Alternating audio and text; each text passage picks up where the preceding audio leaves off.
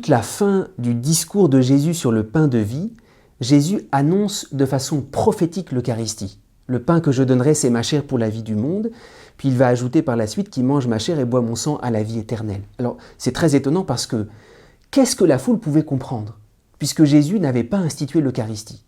Et même lorsque la foule commence à dire « mais comment celui-ci peut nous donner sa chair à manger ?» Jésus, on a l'impression qu'il laisse l'ambiguïté. Il répond parfaitement « si vous ne mangez pas la chair du Fils de l'homme, si vous ne buvez pas son sang, vous n'aurez pas la vie en vous. » Alors pourquoi est-ce que Jésus parle de cette manière-là et il laisse cette ambiguïté?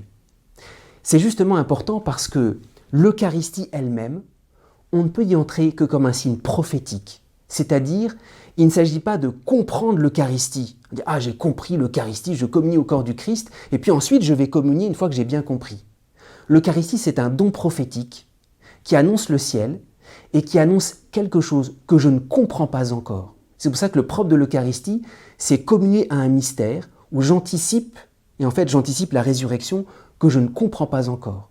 C'est pour ça que quand je communie à l'Eucharistie, je devance quelque chose que je ne peux même pas imaginer, qui est ma résurrection au dernier jour, et qui est même ma proximité avec le corps du chair du Christ dans mon propre corps. Comme si Jésus venait nous faire comprendre, quand tu absorbes cette nourriture, tu te prépares de façon prophétique à vivre une intimité, une proximité, même corporelle, individuelle, avec Jésus, qui est plus réaliste que même ce geste de la communion, et qui dépasse tout ce que tu peux imaginer. Alors il faut vivre vraiment de l'Eucharistie, non pas comme quelque chose qu'on commencerait à comprendre, mais comme un don prophétique qui nous agrandit et qui nous fait déjà vivre ici-bas du don de Jésus ressuscité qui va nous ressusciter et vivre avec nous jusqu'à travers notre corps pour l'éternité.